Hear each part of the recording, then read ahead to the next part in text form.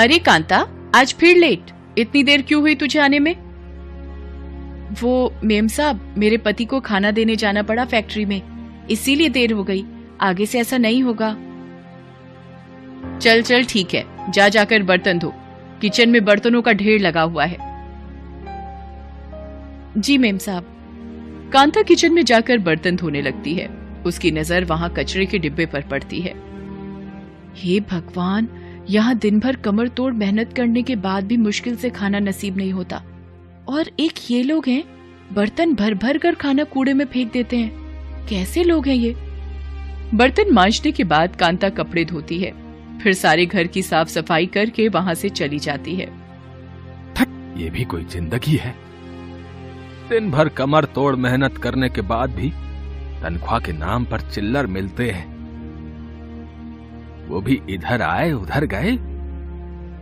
न खाने का सुख, न पहनने का आराम। आज मालिक को तनख्वाह बढ़ाने को कहा तो उसने कहा कि काम मिल रहा है, वही बहुत है। मेरी तो हिम्मत ही नहीं होती साहब या मेम साहब को तनख्वाह बढ़ाने के लिए कहने की। एक तो रोज मुझे देर हो जाती है, ऊपर से तनख्वाह के लिए कहूंगी तो कहीं मुझे काम से ही ना निकाल दें। आज किट्टू बड़ी जल्दी सो गई। शाम से ही दूध की रट लगाए हुए थी। अब इस महंगाई में इसके लिए दूध कहां से लाऊं? जब नहीं मानी तो मैंने पानी में चावल का आटा मिलाकर दे दिया। इसने पीते ही उगल दिया। गुस्से में मेरा हाथ उठ गया, फिर ये रोते रोते सो गई। ये बात सुनकर शंकर की आंखें नम हो जाती हैं। सोई हुई किट्टू के सिर पर हाथ फेरते हुए वो सोचता है, ये भी क्या जिंदगी जिसमें मेरे जीते जी मेरी बच्ची को दूध के लिए तरसना पड़े। कुछ दिनों बाद उसी फ्लैट में, देख कांता, ये तेरा रोज रोज का ड्रामा नहीं चलेगा। कभी तुझे पति को खाना देना होता है तो कभी तेरी बेटी बीमार रहती है, और आज तू कह रही है कि तेरे पति को फैक्ट्री में चोट लग गई, इसलिए तुझे आने में देर हुई है। अब जा, मेरा मुंह मत देख, जा जाकर काम कर, और आइंदा लेट हुई तो समझ जाना तुझे काम से निकाल दूंगी। यहाँ कमी नहीं है तेरी जैसी नौकरानियों की। कांता चुपचाप अपने काम में लग जाती है। उस दिन सारा काम खत्म करने के बाद वो मेम साहब के पास आती है। मेम साहब, आपसे एक बात कहनी थी। कहो, क्या बात है? मेम साहब, आप जो ये खाना कचरे में फेंक देते हो, ये मत करो। ये खाना मैं ले जाया करूंगी। इससे खाना बर्बाद भी नहीं होगा और मेरा काम भी चल जाएगा। ठीक है, कल से मैं खाना किचन के स्लैब पर ही रख दिया करूंगी, ले लेना। इसके बाद कांता रोज बचा हुआ खाना बांध कर ले जाती। एक दिन फ्लैट में पति पत्नी दोनों बैठे हुए थे। तभी कांता काम खत्म कर खाना बांध कर वहां से निकल जाती है। ये रोज रोज क्या लेकर जाती है? बचा हुआ खाना जो रोज कचरे में फेंका जाता था। इसने कहा कि खाना फेंकने की जगह मुझे दे दिया करना। मैंने कहा ठीक है, आप क्यों पूछ रहे हैं? मुझे तो कुछ और ही चक्कर लगता है। कहीं ये खाने की आड़ में घर का सामान चुरा कर तो नहीं ले जाती? नहीं जी, ये ऐसी नहीं है। और कुछ हो ना हो, ये है ईमानदार। अरे तुम्हें क्या पता, हो सकता है कि घर के छोटे छोटे कीमती सामान चुरा कर ले जाती हो, जिनका हमें पता नहीं चलता हो।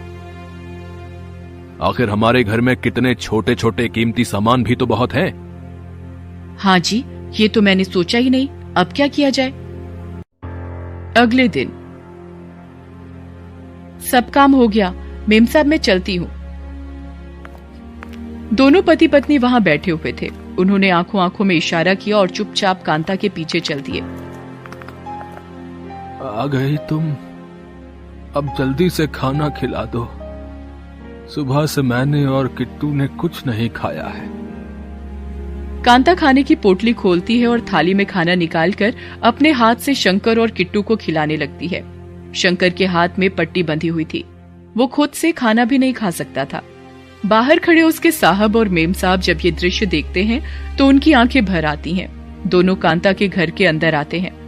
अरे मेम साहब, आप पर साहब भी हैं। क्या हुआ मेम साहब, आप लोग यहाँ पर? हमें माफ कर दो कांता, कुछ गलतफहमी के कारण हमने तुम पर शक किया, लेकिन तुमने कभी बताया क्यों नहीं कि तुम्हारे घर की ये हालत है? आखिर ये सब कैसे हुआ? ये जिस फैक्ट्री में काम करते थे वहां इनके ऊपर कोई भारी मशीन गिर गई थी। फैक्ट्री के मालिक ने सारा इल्जाम इनके ऊपर ही डाल दिया है और कोई मुआवजा भी नहीं दिया। घर की हालत बद से बदतर होती चली गई। घर में पैसे मेरी तनख्वाह से ही आते हैं और वो भी इनकी दवाइयों में ही खत्म हो जाते हैं। खाने तक के पैसे नहीं बचते हैं, इसीलिए मैं आपके घर से बचा हुआ खाना लेकर आती हूँ। इसी खाने की वजह से मेरा घर चलता है।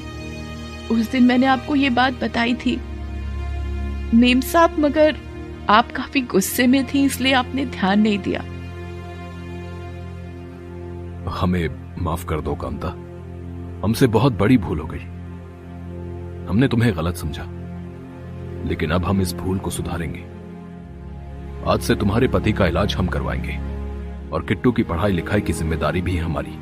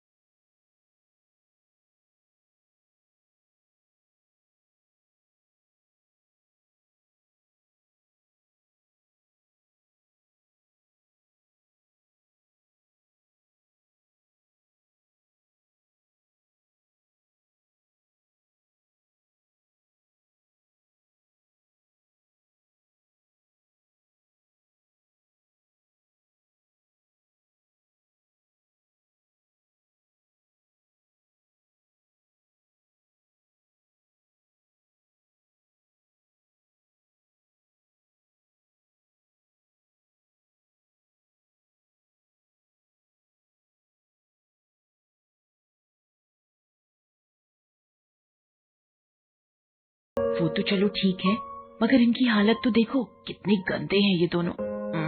कहीं मुझे और मेरी बच्ची को कोई बीमारी ना लगा दे। तो तुम इन्हें अपनी और रीता के कुछ पुराने कपड़े दे दो।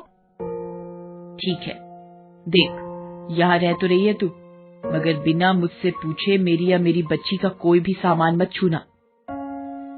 तभी वहाँ रीता भी आ जाती है। छी, ये लोग कितने गंदे हैं और इनसे कितनी बदबू आ रही है। नहीं बेटा, ऐसा नहीं बोलते। आज से ये लोग भी हमारे साथ ही रहेंगे। माँ, इनको बोल देना मेरे कमरे में घुसने की हिम्मत भी ना करें। छी। उस दिन से विमला और कोमल भी उनके साथ रहने लगे। विमला ने सारा घर का काम अच्छे से संभाल लिया था। कोमल भी घर के कामों में अपनी माँ की मदद करती थी। खाना तो उन्हें घर से मिल ही जाया करता था, इसलिए विमला अपनी तनख्वाह के पैसे जमा करती थी, जिससे कि वो कोमल को फिर से स्कूल भेज सके। कोमल भी बहुत ही होशियार लड़की थी। जो चीज एक बार देख लेती उसे याद हो जाती थी। एक दिन कोमल को रीता का एक खिलौना जमीन पर पड़ा हुआ मिला। उसने वो खिलौना उठा लिया। तभी वहाँ रीता आ गई।